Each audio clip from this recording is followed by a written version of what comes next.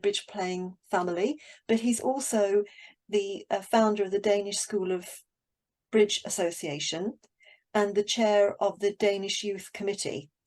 And he's full-time engaged in teaching bridge at all levels. So welcome, Morten. Thank you very much.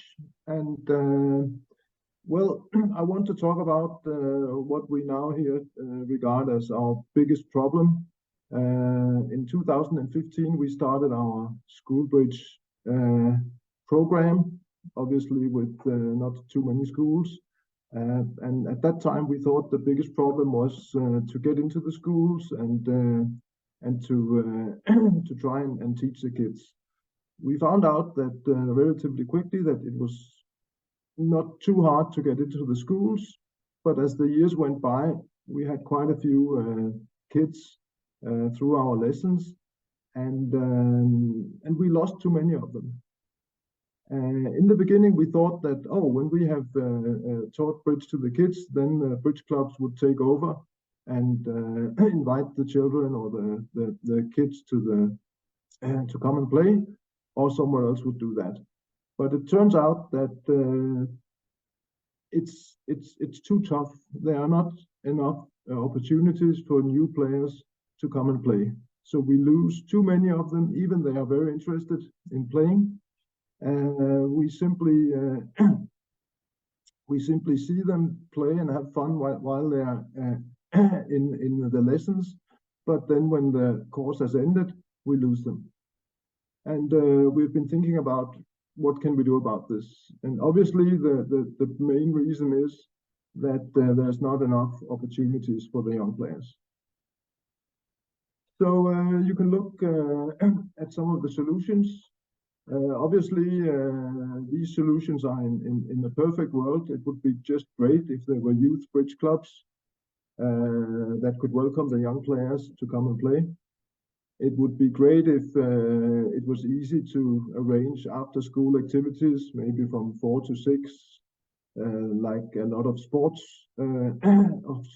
clubs do. The kids go and have sport events after school. So that would be great. It would also be a possibility that the bridge clubs that we have established that play with grown-ups, they could arrange some events. We call them pizza and bridge events, but you know, anything where they can come from 5 to 7 and play with other young people. We can arrange junior camps. We can also have competitions for the kids, and obviously there are a lot of online activities. So these are the obvious solutions, and I'm going to look into some of them, why they work and why they don't work. But I'll start as what's my problem when I'm teaching a class. Let's say I go out into a school, I have 24 kids, I have them for a 10-week course. Well, if I was teaching grown-ups in a bridge club, then obviously when the course was over, the club would invite the new players to come and play, and that would be great. But here we are sort of missing this club, because when I go out into a school, I don't have an associated club. So I would want to tell them where can they go and play when they have gone through our course. And I want to tell them about live options, and I want to tell them about online options, because we have to understand that for young players, the online game is just part of bridge. We obviously, a lot of us older people like to play live, but in the real world for young players, we need to think along both lines. And I want to keep in contact with the players somehow, and so that I can tell them about the opportunities. And obviously, I want to keep them motivated. So this is what I need as a teacher. And now let's look at what is possible in the real world. Youth bridge clubs, I think you can count on one hand the number of youth bridge clubs in the world, because there are so few youth bridge clubs. that I know a couple or three. We are actually trying to set up one in the Copenhagen area, starting in 2 weeks. And I'm pretty sure we will struggle with having kids coming there. So youth bridge clubs is definitely not a solution that's possible very many places. You need a lot of kids that have been learning bridge. You need them pretty close, because you can't get their parents to drive them for half an hour or an hour every week. So the live bridge clubs is very tough to arrange in the real world. After school activities is very, very crowded in most countries. So it's also quite tough to arrange with the school that you can go and have a bridge club. And it's really hard for the kids to find time to come there because they are doing so many things. I know our friends from Norway are running a project now, starting up this autumn, and are trying to set up after school activities. So we are quite interested in listening to and see how that will work out. But in Denmark, it has been pretty tough. We have had it sometimes, but it's tough to get it running all the time. Then you have normal bridge clubs setting up events for kids. This is what I thought would work, because at least in Denmark we have more than 300 bridge clubs. So in most larger cities there are 1 or 2 bridge clubs, and I thought it would be pretty interesting for them to set up something. But it turns out it's not so easy, because all these bridge clubs are run by volunteers, and most of these volunteers are in the club because they want to play themselves, which makes a lot of sense. But if you want to set up something for kids, you need to find 2 or 3 volunteers every week that come at 5 o'clock and take care of the kids from 5 to 7 or whatever. And it sounds possible, but in practice, it's not very easy. Then we have the junior camps. In Denmark, we have 3 junior camps every year. This works nicely. And I know a lot of countries do that also, but it's not enough. 2 or 3 junior camps a year is not enough to keep new interested players in the game. We also have junior championships for new players. I know a lot of countries have those also, but again, it's not something that's maybe once or twice a year, so it's not enough. So we're basically back to online activities, and we have found out, we think that we need to think in some sort of online setup that we can introduce during a course, and then we can keep activities running weekly.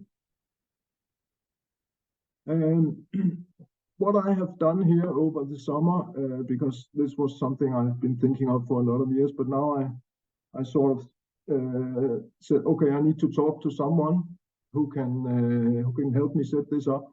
My idea was that we need something where the kids can join weekly things, and I started talking to some of the people working with online bridge, and basically we made a small group of Milan from Czech Republic. He has done a presentation also. He does a lot of work with online teaching, and so I asked him if he thought we could do something that we could set up in this online portal for bridge, some of his teaching things. Obviously, we need some play, and there are quite a few very good opportunities now. I have been talking to the Interbridge people, and Shireen, I'm not forgetting RealBridge, because I'll get back to that. But the idea is to set up some play where you have beginners tournaments and supervised play, so that kids who are interested can just easily find somewhere to play at a known time every week. I have also talked to Emmanuel from Qubits, which is an online bidding and also an app where you can practice bidding. And the idea is to try and set up groups for beginners where they can train bidding that corresponds to youth beginners classes. Other options that obviously are relevant here is the RealBridge youth events. You have FunBridge, you have Bridge Base Online, you have TrickyBridge, you have a lot of opportunities online. And these will hopefully be added in.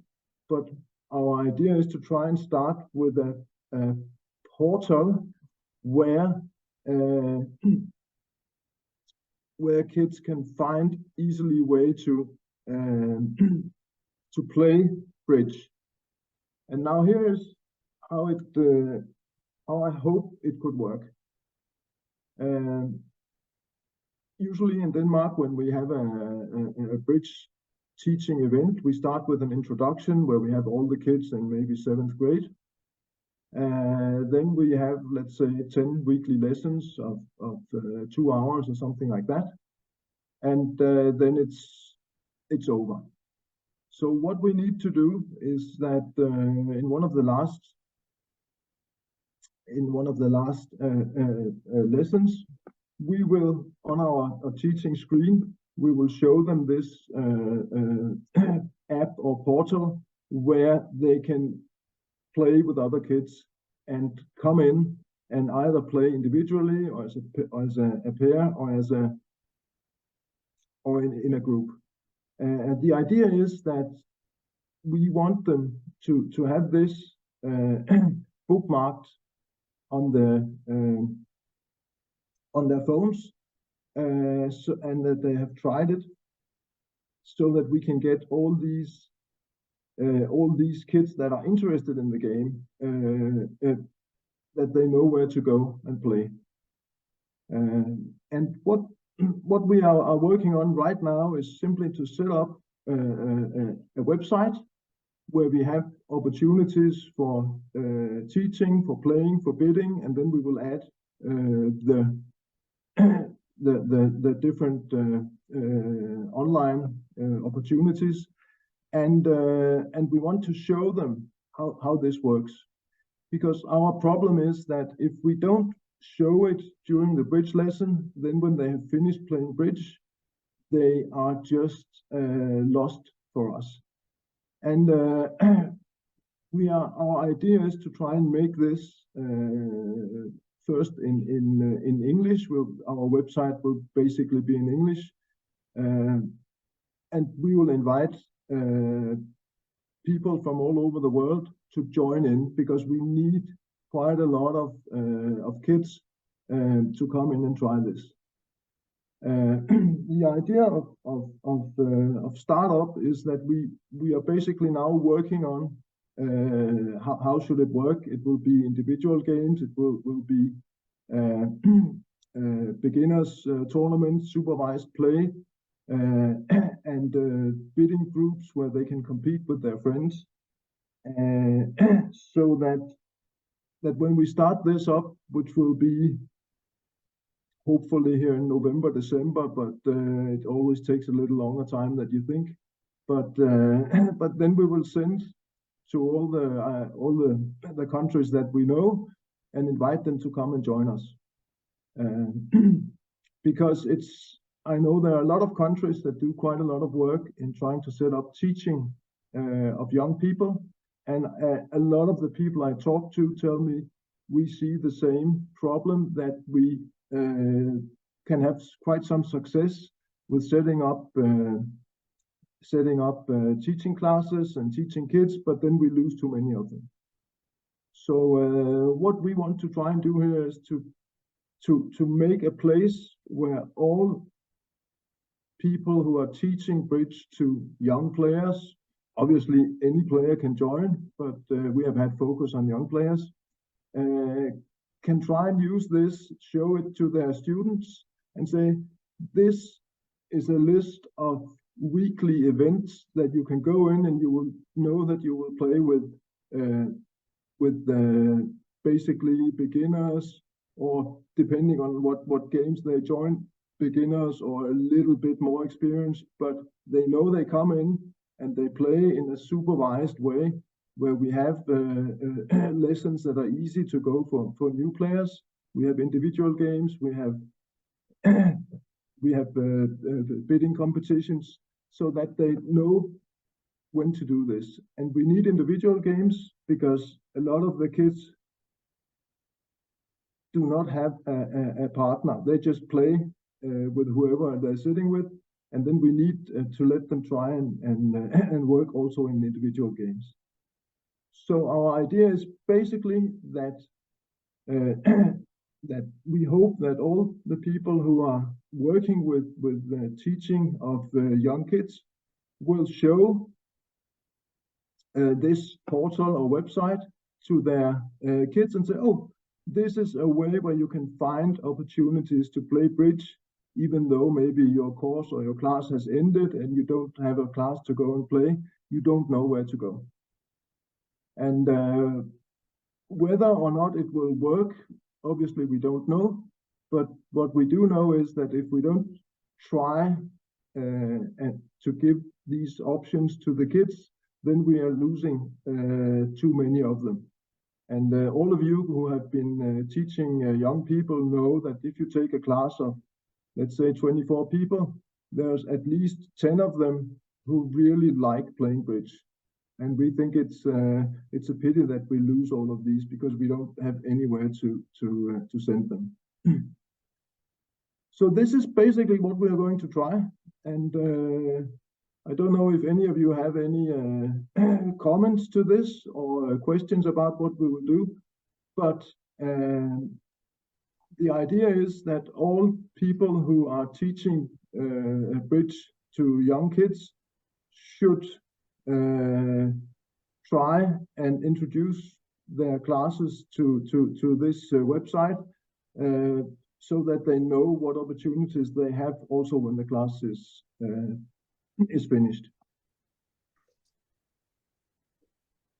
Thanks, Morten. That was really great and perfectly to time. Thank you.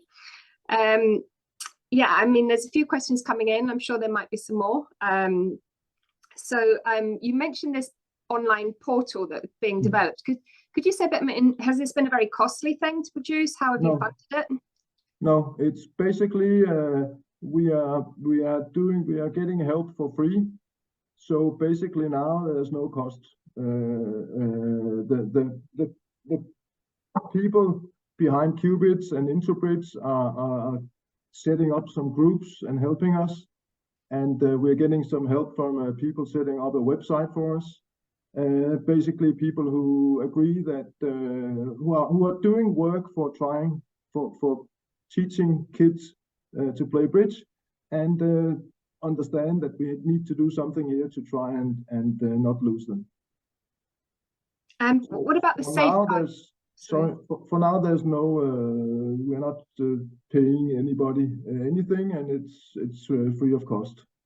Okay, well, that's fabulous. And what about the safeguarding issues and making it a safe in online space for young people? Well, basically, what we are doing is only to redirect people to some it could be for now it's the Qubits and the IntroBridge games to the RealBridge games. So we are not setting up an environment. We're just setting up a place where the kids can go and get links to. What we do is, if they want to go and play on IntroBridge, then they will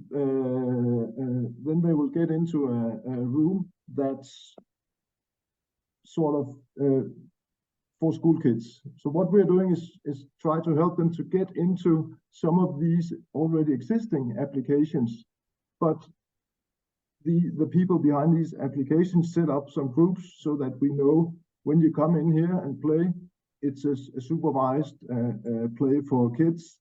It's so that's we are not creating a new place to play. We're just trying to cooperate with some of the people who have made these online playing things, and then say, how can we make it easy for kids to get into a group if they want to bid or play or just talk, where they know they will meet other kids or beginners. Okay, that's great. And one of the questions relates to the individual games. Obviously, you pointed out a key problem for young players is having a partner to play and practice with. Could you say a bit more about, are these individual games then playing with robots, or are they just taking turns shifting partners? They are playing with robots. It's basically it's the setups that these playing sites have. And we just get them into, if it's an individual game, we put them into an individual game competition where they meet beginners. Okay, and we have another question here. Someone says that Michael says that he loves the schedule of activities and what you do with youth engagement. However, what comes first, a good range of activities or students that are committed to Bridge? Well, I think obviously the students come first, but it's sort of if we don't have, while we are teaching the kids, if we don't have opportunities that we can tell them about and say, oh, if you guys really like to play bridge, when we have finished our course, you should do this and this. And this is what I have experienced as the biggest problem. I've seen so many kids love to play the game and have fun with it, and while we are playing, and then when our course is ended, say, oh, we want to play bridge, and then because there's really no opportunities, then we lose them. So obviously the students come first, but we need to have these things ready for them before the course ends. And we have to, we have agreed that we need to, these events will be set up and run even though there are no kids coming in, because we need to be ready for them. And then we, if it turns out it doesn't work, then at some point we'll have to rethink. But we need to be there and have some people ready at the tables to supervise play, even though there's only 1 or 2 tables. And what's the timing of those kinds of online activities in terms of days or time? Yeah, we plan to make weekly games and also weekly sort of competitions where they can just go in and play individual games. As you know, some of the individual games and some of the bidding contests, you can just go in and play and bid when you like, and then at some point it ends and then you have a ranking. But there will be supervised play. We will set up in the we will set up 1 or 2 days a week at some afternoon point. We don't really know where most of the kids are coming from. We guess they will probably be from Europe, a lot of them, in the beginning, and then we will probably set it up in European afternoon time. So we want to have games that they know they can go and play, even though there are very few players. Well, it sounds fabulous. And as you say, at this point, you don't know whether it will or won't work, but it's definitely worth trying. And we would be delighted as BAMSA if it could be a case study as part of our new Bridge Youth and Schools project, and we could help evaluate and also get the perspectives of the young people doing these things as to whether it works or not for them, and get some feedback from them about how to maybe improve it. Sure. And when we have set up the first test site, I will, well, if I can send it to you and you can distribute it to all the people here, then and also I have obviously I'm talking to people in many countries about this, so we will just invite people and see how it works, because we know that this takes time, but we have just agreed that we need to try it, because it's so sad to see all these kids that don't know what to do when they want to play.